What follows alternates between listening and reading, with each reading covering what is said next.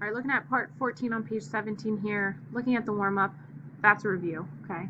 Why, and then the target, distinguishing between ionic and covalent compounds, naming it and writing its formulas correctly. I do want to clarify that nothing we're learning today is new. This is a review of the last 3 parts where we talked about ionics and then ionics with polyatomics and covalents, okay? So all I did on this first page is I summarized the main information from the last 3 parts, okay? So that way you had it all in one spot that you could look at. If you want to use the stuff in the last 3 parts and not look at this, that's fine, but it's the same notes from before, okay? So ionics are metal and nonmetals, so either side of steps. Covalents are nonmetals and nonmetals on the right side of the steps. Without the polyatomic, you go through these steps. Name the metal normally, switch standing to IDE. You always want to crisscross. Here are some examples, okay? Make sure you reduce if you can. You saw this one, instead of Ca2O2, just became CaO. Okay, here's some examples of naming them. Polyatomics, you name the polyatomic normally, you name the metal normally, crisscross charges like normal. Here's examples: barium sulfate, instead of Ba2SO4, just BaSO4. Calcium acetate, Ca is a +2, acetate's -1. Put this acetate in parentheses so that 2 from calcium came down. Okay, so called calcium acetate. Covalent compounds we just went over in part 13. So nonmetal and nonmetals come together, okay? Both on the right side of steps. There's no charges, no crisscrossing. You use the prefix, okay? Name the first nonmetal normally, second one gets an IDE, and you use the prefixes in naming, okay? CO2 is carbon dioxide, disulfur trinitride is 2 sulfurs, 3 nitrogens, so S2 and 3, okay? Nothing new here, all of a review from the last 3 parts, just put it on one spot for you, okay? So, what you need to practice though is if they're mixed together, can you determine if it's ionic or covalent and then treat it correctly, okay? So the first one here with calcium chloride, you want to think to yourself, okay, where are they in comparison to the steps, okay? So you're trying to think about, all right, are they on the same side of the steps or is one on either side, right? Calcium is on the left of the steps. Remember those steps will throw them in here, okay? So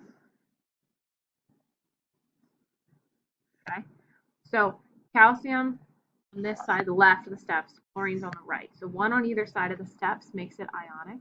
Okay, so when we write this out, sorry, hold on, this page here. When we write this out, we've got ionic, so I'm going to abbreviate I for ionic. And then remember naming it, no prefixes. So we name the calcium normally.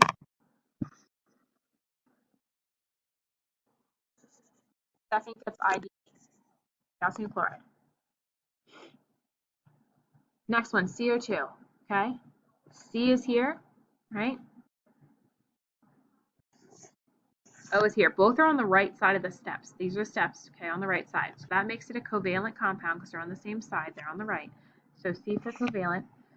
1 carbon. The first one doesn't get mono, so it's just carbon. 2 oxygens, so dioxide. H2O, okay? You should have had on your periodic table that this is a nonmetal, okay? And this is a nonmetal. So even though it looks like they're both on different sides of the steps, this is actually a nonmetal and it kind of belongs on the right here. So 2 nonmetals together, by definition, would be covalent, okay? So C for covalent. 2 hydrogens, so dihydrogen. 1 oxygen, so monoxide. BAS. So I go to my periodic table. Here's BA, okay? Here's S. 1 on the left, 1 on the right. That makes it ionic. So I'll write I for ionic. Naming it barium, B-A-R-I-U-M, sulfide. And so on. So K2O, come here. There's K2, or K. There's O. Left and right makes it ionic, okay? So I for ionic.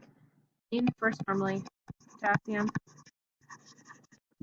Oxygen becomes oxide. No prefixes because it's ionic, okay? Covalent, only prefixes. NaF, come to periodic table. Na is on the left of the steps.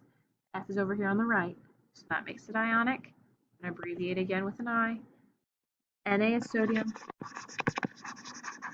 F is fluorine, so it becomes fluoride.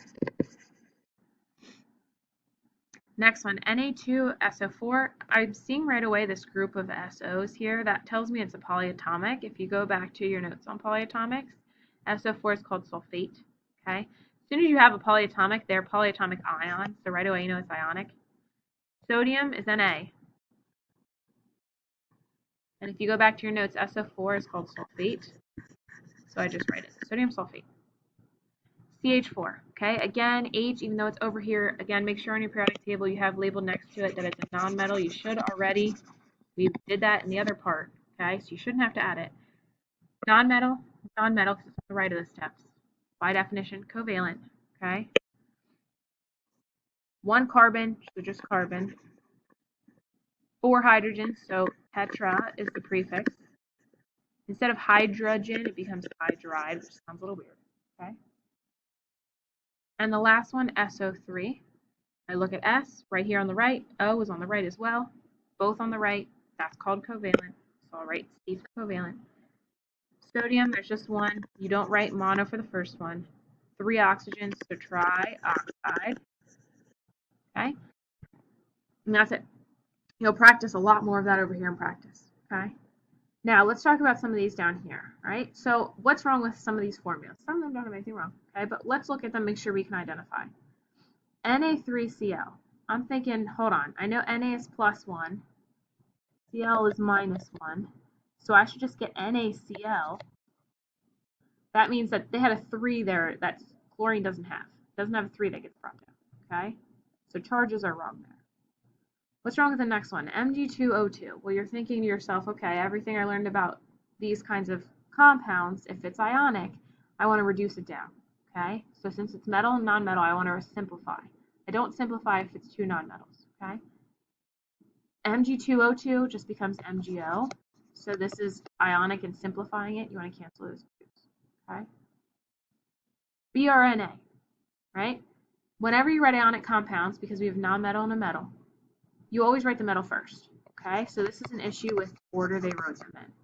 Metal, then nonmetal every time. Okay? So we have to switch them. Cl2s, so nonmetal, they could have any numbers after them that they want because there's no charges here. So there's nothing wrong with this one. So this one's good. I'm going to check. Okay? Nothing wrong. Last one. Na2N2. Okay? So you might think at first maybe it's a simplifying thing, but hold on. Let's check this. Na is +1. N is -3. So what should that formula look like? It should be Na3N. So that's an issue with some charges and then crisscrossing. Okay? So on questions like this, I'm looking to see, all right, can you think about these formulas now that we've been talking about them, okay? Or if a friend asks you, could you help me with this? You can kind of think through, hold on, do those look right, okay? Practicing ionic covalent, just decide if they're ionic or covalent first, and you can write it next to it, and then I need you to write the formulas, kind of like we did here, ionic, covalent, and the naming, but you're going to do ionic or covalent and then formula writing. Here, ionic or covalent, and then you want to name them, okay? So go ahead and give those a try. Check your answers. Do a master.